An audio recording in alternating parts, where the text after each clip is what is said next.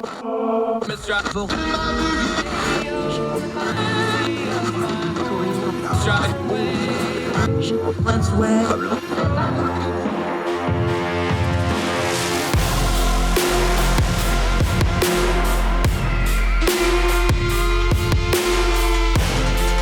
your host, Andrew Donaldson. This is Heard Tell. Welcome back to Heard Tell. Okay, we got to talk about this CHIP Act. You've heard about it. You've seen it. You've seen the acronym. We all know that legislation names something doesn't mean that's what's in the legislation. So we're going to dig into it, turn the noise down on it. We're going to go to Danielle Zanzalari, another one of our great Young Voices contributors. She's an economist and academic up in Seton Hall. She's based out of New Jersey. Used to be at the Fed, but we're not going to hold her against her for the purposes of this conversation. How are you, my friend? Glad to have you on the program. I'm doing well. How are you this Monday? Fantastic. Love Mondays. Let's just start with the nomenclature. Let's get everybody on the same page. Like we said, legislation is coming fast and furious right now, so people may have a hard time catching up with what is what. What is the CHIP Act? What was it supposed to do, and what did the text of the bill actually wind up doing in a nutshell before we start digging into this thing? So as you mentioned, the acts aren't always exactly what they're designed to be or said to be. CHIPS stand for semiconductors, but more specifically, creating helpful incentives to produce semiconductors for America Act. It provides free money, $52 billion worth of subsidies and tax credits for semiconductor firms to expand their business in the United States, specifically the manufacturing business. But the problem is most of these firms that are going to be receiving this money already started expanding in the United States in 2020 and 2021. In fact, Intel actually had a plant that they were breaking ground on and starting in Ohio, but stopped and claimed that they didn't have enough money to finish this unless Congress gave them money. That's not because they actually don't have the money to finish this, but they actually could kind of smell that, Congress is willing to give out some free money. So this was kind of a lobbying chip. So big companies like Intel, Texas Instruments, and other large companies that are already investing in the U.S. are going to be the primary beneficiaries of this money. Yeah, and we need to talk about, because one of our core principles on this program is things don't happen in a vacuum, they happen in a sequence. So we need to discuss why Intel's pushing this sort of thing and other chip makers. We know what's going on in the world. We saw what happened in Taiwan. We know the mess with China. They kind of have a big hand in this. So yes, the argument is let's get this back on shore. The other part of that is there's already regulation on who can and can't make chips because it can't go to China because the way we stack this stuff. So all that's going on in the background here, and that's driving the push here of, well, we want domestic chip production, but that also means these companies like Intel, look, this ain't like a mom and pop shop during COVID that needs a handout, right? They're seeing an opportunity going like, oh, well, we need to do this, so let's make sure all that money funnels to us. There's multiple streams going on here at once, isn't there? Yes, there's kind of two arguments here, or economic arguments that they were essentially making. The first one being an infant industry argument saying, hey, we're too small to compete with China. We need some help to bring manufacturing here. That is absolutely a lie. Intel is the biggest chip maker in the world. They make about $20 billion a year in profit, which is equivalent to the GDP of some small countries like Jamaica. So, I mean, you have this really large corporation saying, I can't compete with China, even though they are 64% bigger than China's largest semiconductor firm. So that's kind of a bold-faced lie. And the second argument that a lot of chip makers were making is the security argument. What if China stops, providing their chips to our firms here, our technological firms that need a chip? Everything nowadays needs a chip in it, whether it's cars or computers. So if China stops working with us, how can life go on? And that's kind of the argument they were making to lobbyists were making to Congress. And it was kind of a scare tactic, because the truth is we were already manufacturing chips in the US, and there's already the private incentives that exist to manufacture these chips here, because as mentioned, we need them for everything. So we already were bringing these chip making manufacturing abilities onshore. What's the ratio to scaremongering to issue? Because one thing, and the legitimate argument they do have is China's not a fair competitor. We know they don't practice fairly. We know they don't do free trade. We know they cheat. We know intellectual property stuff. We also know China has, 750 million people as a workforce pretty much under the thumb of the government. So they're not wrong about that part of it. But these are American companies. And like you said, they have incentives here. Kind of give us a ratio here because, yes, China's a problem, but that doesn't mean we need to change everything here just for that one thing for these companies, right? Right. There's kind of two facets here. Regardless of whether this was passed or not, we don't make enough silicone in the US. It's not a raw material that just happens to be here. A lot of that raw material is concentrated in East Asia. So China does happen to be a main taker from the ground. I'm missing the word here of silicone, as well as Russia. The US can actually get some silicone from our land, but not much. So we still depend on China regardless for this. So we need the base good of silicone. But another fact here, which you seem to indicate, like how much fear mongering is going on. Well, with this act, the new projections are that the U.S. will be the #1 chip manufacturer in the world in the next 5 to 10 years. So it wasn't like, the funny argument, it's not like this bill all of a sudden made us #1. We already were laying the groundworks to be really competitive with China because there's already private interest to go ahead and invest in manufacturing in the U.S. This is just kind of boosting that for those already big companies. Yeah, Danielle Zanzalari joining us. Okay, but we know this from history. When we do a big bill like this with a big government intervention, we're putting, even the proponents of it are like, yeah, the government's putting their thumb on the scale here. Down the road, is this going to cause a new set of problems, not just solving the ones they purport to fix? Because this is a lot of money going to a very small funnel of companies. Yeah, you're exactly bringing up my main concerns as an economist, that too much power is still being concentrated in just a few companies. What would have been better is giving money, if they wanted to give money to this industry, to truly infant industries, up and coming competitors, startups that can go ahead and compete with Texas Instruments and Intel and other micro chip companies, because the more competition there are, the lower the prices are to consumers and to whatever product these chips are going into. Yeah. Now let's go a little big picture here. Let's zoom out for a second, then we'll come back. This is a bigger argument in the whole tech sector right now. Like, we know Microsoft started in a garage. We knew Amazon started in a garage. We've heard those stories. You're not making semiconductor chips on this level in your garage. This isn't something that's going to be an emerging industry. But you keep talking about an infant industry.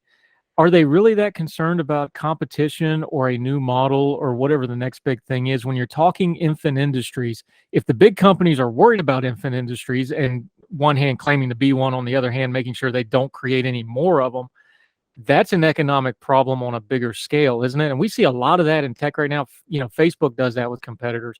There's a lot of other examples. Why is that a big deal to an economist when you start talking about the long-term health of the economy in a sector like this? Yeah, great points and great question. One thing is that these companies like Intel and Texas Instruments are not actually saying they are infant industries, because I think even the media would laugh at them. But that is actually the argument that they're making, that they need this help from the United States government in order to kind of run with China. Kind of like an infant, you need to kind of assist them before they can go off and run on their own. So this is an argument they like to make, but then they also kind of like to crush the actual true infant industries by getting this $52 billion in subsidies that are going to be primarily for companies that already exist. These companies are going to be getting bigger, which makes it harder for the small company to come in and actually compete and have any sort of market power in negotiating contracts and getting workers and actually starting up. So as you mentioned, like tech, these big companies get bigger and it's much harder for small entrants to kind of come in. Let's talk on a personal level real quick, because you do economics, you understand. We get into theory and we get into really big numbers and people start, their eyes roll in the back of their head. You already talked about this, so let's bring it back up. Intel was building a plant in Ohio and then stopped because of part of this.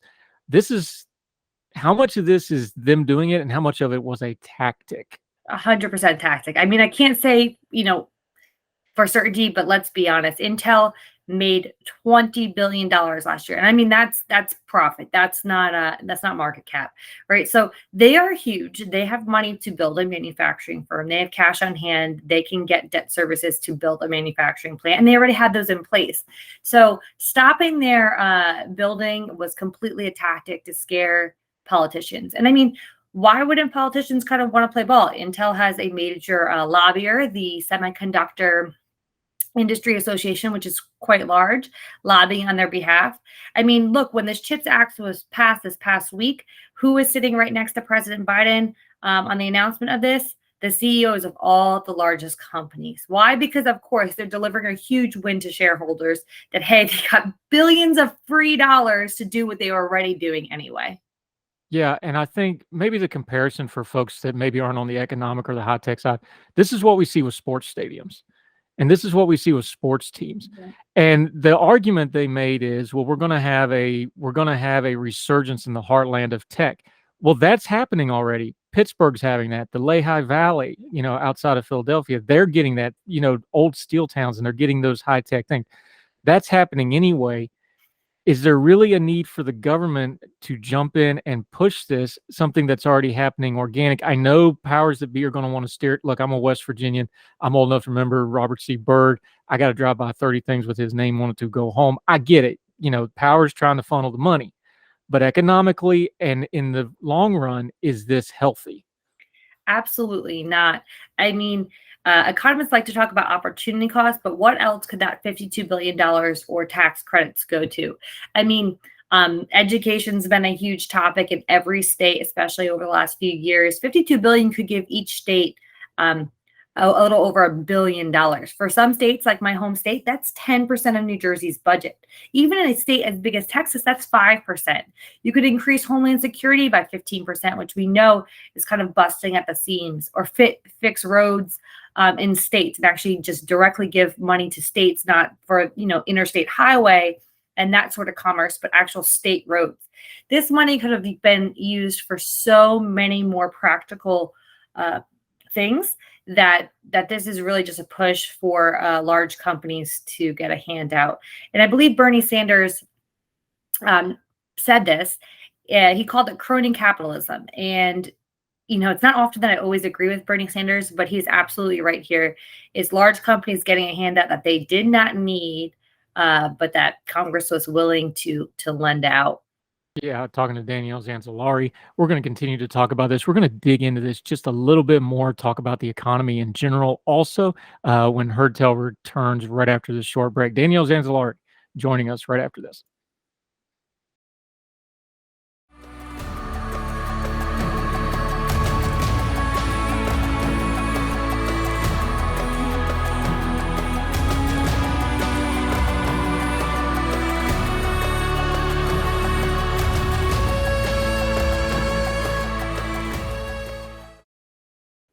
Hi, welcome back to Heard Tell. Danielle Zanzalari joining us.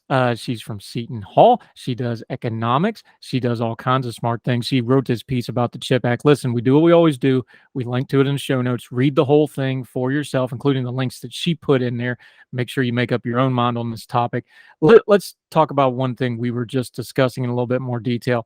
The Intel CEO, when they passed this bill, first thing this guy says is, oh, now we can spend money on building this factory in Ohio. We just talked about it. I'm going to read him the quote here. We are thrilled to see the funding for the CHIPS Act. Intel is committed to restoring end-to-end leadership, innovation, and manufacturing here in the U.S. We are doing our part, and the federal government has now done their part. What in the world is end-to-end leadership, innovation, and manufacturing? Is he just blatantly saying we would like to have a monopoly on this sector of industry? Because that, I found that quote just absolutely mind-boggling. It's like, dude, you're saying the quiet part out loud here. I also could call it like word vomit, right? They're just using these buzzwords to kind of appeal to the media and people that don't quite understand. Most economists were not happy with this particular act, but of course you see media cheering like, yes, right, we know we can't get adequate chips in our cars. Cars have downgraded the amount of equipment in them. All these cars are now high tech, but over the last 2 years, due to the chip shortage, some of these high-end tech features are not there. And so consumers are seeing this, oh, as a win, we can get these sorts of things back. But they're also taxpayers too. And from a taxpayer standpoint, this is a complete waste of money. Actually talk about the money because it's not fair to bash it unless we actually break it down. This particular piece of legislation, of that billions that are going to Ohio specifically, 39 billion is for the manufacturing incentives. Okay, infrastructure, get that. 2 billion for legacy chips used in automobiles and defense system. You already talked about that. We'll get to that in just a second. 13 billion in research and development and workforce development. That's a great government word for a slush fund. And 500 million to provide for international information communications technology, security, and semiconductor supply chain activities. I'm a supply chain and transportation guy by trade. That's also going to be a slush fund. Am I wrong here? No, that last one had more words than what's probably going to be done in that whole $500 million. Probably. Now, I get it when, I know we have to do missions like we talked about before. You got to deal with Taiwan. You got to deal with China. That means, local officials go over there and glad. I get all that. But this is what always happens with these kind of pieces of legislation is, yes, there's stuff that goes in there, and then you get the bloat, and you got to work through the bloat. The problem here is when the bloats are directed not at just, states or communities or municipalities. That's one thing. That's bad enough. This is directed at what you just said, one of the largest companies in the world. Shouldn't that bother people just on a basic level? Well, yeah, absolutely. And the thing about this is, anybody can go look up the size of Intel. I think it took me 2 minutes to prepare this piece to know the size. And I know that Intel's a very, very big company, but I don't know their net profit off the top of my head. $20 billion per year of net profit, as mentioned, is as big as many small countries in the world. They are not small. They do not need money. And like as your quotes, as the CEO that you just quoted from Intel said, hey, we're going to restore leadership and be kind of ahead again. I have no idea what that means. They are leading. They are the biggest chip manufacturer in the world. They are bigger than China's biggest manufacturer. They are number one. So they don't need to restore or get there. They are already there. And they already were moving manufacturing back to the US. So this is just a complete power grab. Now, to be fair here, let's go back for a second because we understand China. Again, they're not a fair player. They do not deal fairly with us. Talk about it for just a second because underneath a lot of the economic stuff the last few years, it's kind of gotten lost. It poked up in the headlines once or twice. The chip shortage is a real thing, especially in the automotive industry. We saw it also things like home appliances, like washers and dryers that now need chips, things like that. This was a real problem the last 2 years, and it was one of those things that COVID kind of really ripped a scab off of something that was already a little bit of a wound, wasn't it? Yeah, absolutely. And I think a lot of that focuses not just on the manufacturing part that was shut down, and that was shut down right in China and other parts of the world, but it was also about getting actual silicone out of the ground. And that we cannot change with this bill. As mentioned, silicone is not mainly found in the United States. It's found in East Asia. And so we have to work with those partners regardless of where we manufacture. And that fact's not going to change. You talked about Senator Sanders, which everybody has an opinion on Bernie at this point. Is there bipartisanship anywhere in this other than the fact that they shoved it through? Is it just all, well, this is a great way to funnel money? I get the feeling sometimes, especially on the Senate side of things, where sometimes they just let things go because they know, well, my constituency might be up next, right? So yeah, this one went to Ohio, but the next one may go to my constituency. Is there an element to that when you're an economist and you start looking at this legislation of even the merits of just one-on-one, they're just kind of slow to want to stop something that they may be the next person up at the trough at? Or is that too harsh? I mean, that might be true, but this act was very bipartisan, 64-34 in the Senate, 243 to 187. So you even had 24 Republicans vote for this in the House. It's not just a majority bill that was passed through. Having 64 senators vote for anything nowadays is quite high. You're almost getting veto-proof power there. And I mean, that's pretty high. So I don't know if this is just this is going to annoy constituents enough to not vote for them. But I think that many of these politicians are probably in cahoots with some of these chip companies and have some vested interest in them. Yeah. Okay. Grown folk talk time. Besides the crony capitalism part of this, how much of this is just good old fashioned be scared of China? Again, bad actor, horrible human rights abuses. They are an adversary at best, an enemy at worst on the global stage. At the same time, are they getting waved around a lot to get some policy passed here? Is that a big factor here? No, you hit the nail on the head. Exactly. I think that's why a lot of Republicans did end up voting for this bill, because they do want to be competitive with China. And as you mentioned, and I probably haven't said this at all yet, China is not a fair actor when it comes to any economic policy. And that's true. And the need to actually manufacture in the US is real and there. The only difference is that I don't think the government needed to assist in companies moving manufacturing over here. The incentives already exist. Why only manufacture in China when they can shut down on a whim and you can't do anything about it? Why only manufacture in China when they can take over your business or do something that is very anti-competitive at a moment's notice? It doesn't make sense, which is why these American companies were already shifting operations to Europe and the United States. They do not need any government incentives to do that. They were already doing that from a private perspective. Danielle Zanzalari joining us. Okay, what's going to be the next step in this? They passed this bill, but this is a manufacturing infrastructure. It's going to be years before this thing puts out a single microchip or semiconductor. What's going to be the next argument on this front of argument? Because the chip shortage is still real. It's not getting any better. China's not getting any quieter. Taiwan's not getting any less, messy. What's going to be the next step here? Because this isn't going to be the end of this, isn't it? No, what I'd like to see as an economist would be to cut some of the regulation here so there can be more competition with new firms entering the semiconductor space. So as mentioned, cars very much need chips. I'd like to see some vertical integration with, large car companies like Ford, Toyota, GM, actually going out and owning semiconductor firms and actually investing in those firms because they need them for their final product. But existing rules on vertical integration between companies exist, and it would be nice if those could be lessened. They don't cost anything from a government perspective, from a taxpayer dollar perspective, but they can absolutely lead to more competition in the industry, driving down prices and increasing quantity. What's the economic impact of this sort of thing? Because chips are going to get more and more important. It's not like they're going to, we're not going to de-technologically evolve anytime soon, although some people would probably want us to. What's the economic impact of not having coherent and consistent policy when it comes to something like semiconductors and chips? Well, usually once you get a handout once, you come back looking for more, right? So I think that the government's willingness to fund this industry, this is not going to be the first time semiconductor firms and the lobbying organization ask for this. So with an ever increasing importance for chips, for final goods, you're going to see companies going, I need more, I need more, I need more. I fully expect that. All right. Anytime we have an economist on, we got to ask him the question of the day. Where you at on inflation and recession?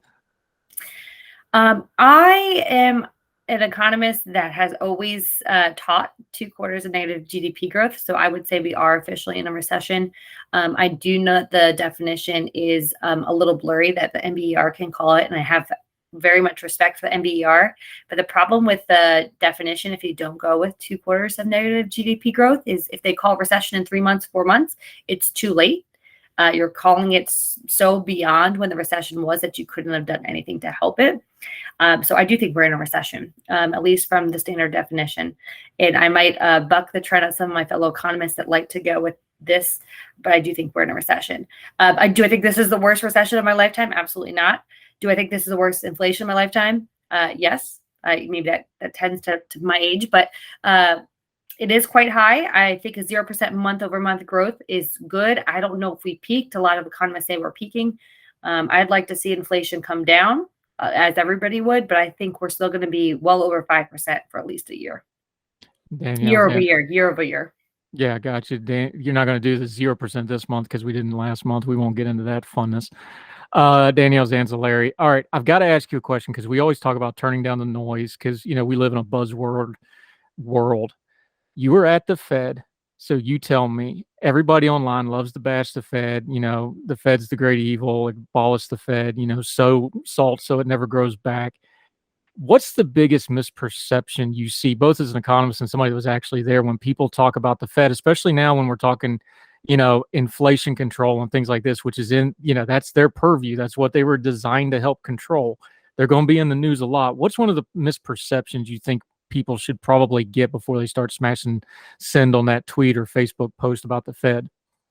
There's a lot of really, really smart economists, and there's a lot more banking professionals and non-economists running the Fed than you would think. And economists are there to advise and do research and support. But a lot of the key decision makers are not economists, and they don't have to listen to all of the advice of economists. And so I would say I'm pro more economists at the Fed and less other administrators. I think the Fed, not that they don't deserve some criticism, I think they're like a lot of other things, like education, like the military, like the rest of the government for that matter. There's what they do, and then there's the bureaucracy. And Absolutely. I think when you're discussing the Fed, it's just like the school system, it's just like the military, like everything else. Like, which one are we talking? Are we talking about the pointy end of the stick that defends us or teaches kids in the classroom? Or are we talking about the bureaucracy that's chewing it up and screwing everything up? Is that a fair way to address the Fed as well? Because really, yeah, it has a function, but it's also a giant bureaucracy like everything else, and bureaucracy almost never improves anything, right? I mean, absolutely. It's the bloat and the bureaucracy of the Fed. It keeps growing in size, never usually reduces. Like I said, there's really smart people working there. I think, getting a job at the Fed, it's quite hard to do, but it's not necessarily hard to retain your job at the Fed or other government institutions, which, is common knowledge. I loved working there, and the colleagues, like I said, they're really, really smart, and I have great relationships with all of them. But and it is quite good. But as an economist, I definitely like having a little bit less bureaucracy, not just, in my workplace, but also just in government in general as a taxpayer. Danielle Zanzalari, great stuff today. Loved having you. Until we get you back on Heard Tell again, let folks know where they can follow you and keep up with what you got going on. You can follow me on Twitter at dzanzalari. So it's ZANZALARI on Twitter. Happy to have a conversation with you there. Send me a DM. Love to keep talking to you. Yeah, she has her piece up at Center Square that we've been working off of. Passage of the CHIP Act is not economically smart. We have linked to it in the show notes. Make sure you read that entire piece in its entirety. Follow her, and we'll definitely have you back. Great stuff today. Really appreciate your time. Thank you so much, ma'am. Thank you, Andrew. Have a nice one. Yes, ma'am.